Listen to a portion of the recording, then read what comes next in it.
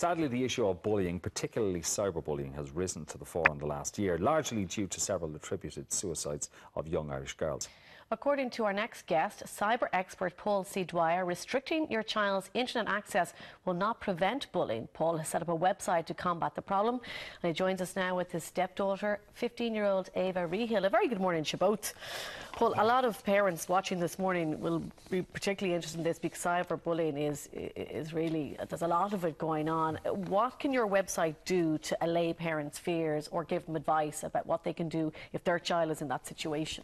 Okay, well, I suppose what's unique about our website from everything else that's out there is it's not set up as just as a repository of information for people to trawl through, try and find out the answer to the question. They actually have access to the experts themselves directly. So behind the scenes, when they log a call, an expert will pick up the call and work with them through whatever their issue is, whether it's a legal issue, a technical issue, whatever it happens to be, and they can get the help directly from an expert. And a lot of times it's only a 5 or 10 minute thing that people just need to be pointed in the right direction or get that particular piece of guidance and give them the confidence of where they're going with the particular issue. What kind of questions are they asking? Well, so far the sort of questions we've had from a technical perspective are quite mundane. Things like how to block people on Facebook, things like how to take down postings on the internet, whether it's on Google, Twitter, wherever it happens to be. And there's a sort of common theme there that the things are being said about people that they don't want said about them online, and they just want that information removed. But also there's an underlying issue there that people are just confused. They're confused as to whose responsibility is it to take it down, where should they get legal direction, do they contact the Gardaí, do they contact the hotline, who should they actually contact to actually deal with these issues? And you're able to provide them with these answers? Absolutely.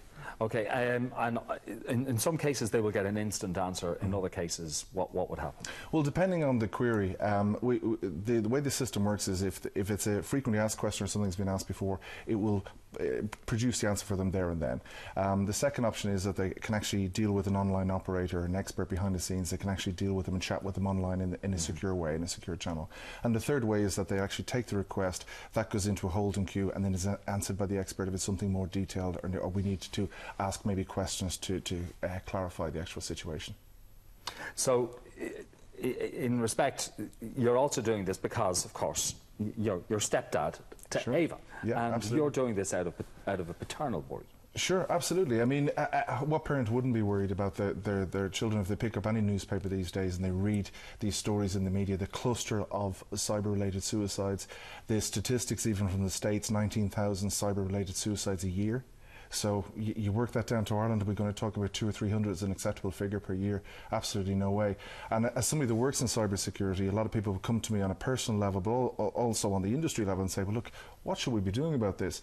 So rather than me, just give some blanket guidance on this, we decided to do something very proactive on it. So this is a world's first, and hence, even as I say, countries such as Canada, the US, UK are already jumping on the bandwagon and saying, yeah, this is something we should all be doing, to give that sort of reactive support directly and contextualise each particular query that somebody has. And Ava, you have a role in the site as well.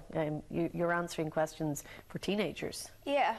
I mean, it's kind of just, instead of it being very complicated, and it's kind of just a help to really break it down for parents, basically, just to kind of let them see, oh, this is what happens on the site, and just to help them understand what's going on behind it, really. In your own social circle, some of your friends have been a victim of cyberbullying. Yeah, I mean, one of my friends, which was a really bad incident, she went on holidays with her mother for about a week, and another girl actually knew her password for Facebook, so she went on and was pretending to be her for the whole week as she didn't have her computer. Right.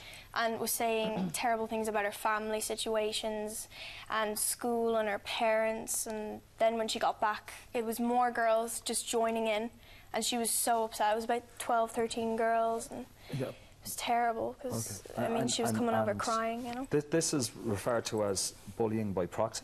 Yeah, well, there's a feature there that Ava's mentioning about the group mentality growing in. So we call it group polarisation. It's almost a pack mentality. It's like a swarm of bees, or if you see birds flying and they all go one direction, everybody follows them. And they might even know the girl or the victim that's being, and we mention girl because it's primarily girls that are doing this. It's psychological warfare. It's not so much the boys. The vast majority is teenage girls that are doing this sort of thing. And bullying by proxy is the element of it where they'll actually try and get the child in trouble with another adult.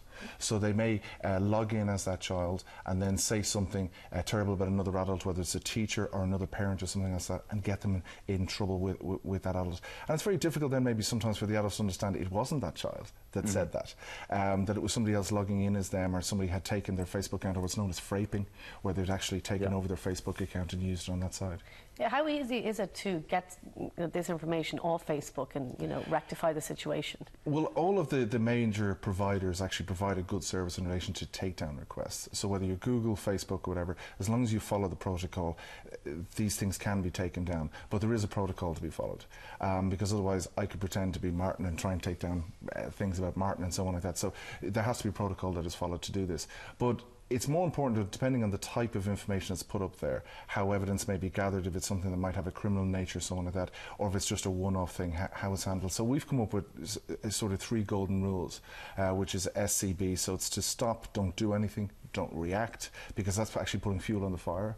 Call an adult and inform them what's going on, and then block the bully that's going on. So SCB is Stop Cyberbullies, and the name of the website is stopcyberbullies.ie. So the idea is just to get that at least as a 3-rule approach for dealing with anything that goes on the side. Ava, in your own experiences with your circle of friends, do your friends try to deal with it themselves for a time? Yeah, like at first you kind of, like the parents even, they just say, oh no, it's no big deal, everyone does it, you know, I mean, they just say, oh, all kids do it, and at first they'd say, yeah, it's no big deal, and then more girls would join, and more girls, and then my friend actually came to me crying, saying, just please help me, I can't deal with it, I have to get away from all of them. So I asked Paul about it, so. Yeah, and that's one of the things, as Ava says, one of the issues there is that the parent of the child that was doing the bullying or instigating the bullying didn't understand and just said, should they all do it? What's the big deal? Yeah, that's a scary thing to be coming from an adult. Yeah.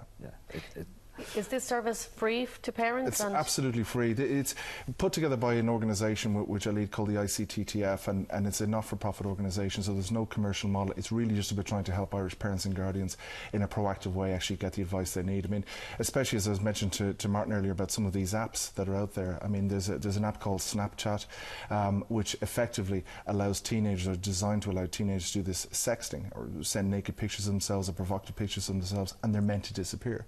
The reality is they don't disappear. And these apps are out there, they become trendy, they become ubiquitous with all the teenagers and so on, they start using them. So there's lots of areas that overlap into this which are even darker and more sinister, if I use that sort of way of approaching it around. So you'll have a lot of adults pretending to be children, cyberbullying, and get involved in the pack.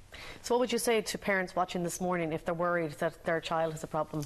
Well, the first thing is, as we open this about, which is don't restrict your children from the internet. I mean, when I heard that on the Late Late Show, I think it was, and that was the advice being given, I just made me fume. I mean, we're an island on the edge of the Atlantic. Our children need to understand how to use the internet, to play, to socialise, to learn, all of those things. That's not what you do. The first time you hand your child a scissors, you don't not give them a warning with it. You don't tell, you tell them they can hurt themselves and so on like that. The internet is exactly the same thing in all of the technology. So what we need to do is actually just embrace and empower our children to utilise the technology properly. So our key phrase in this is protect with knowledge. Give your children the knowledge, but adults need to gain some knowledge themselves and be able to coordinate and know the children are safe online. Okay, Paul, it's a good service, and many thanks for coming on this morning and telling us about it. Thank you very much. Don't forget, if you've missed any of the programme, you can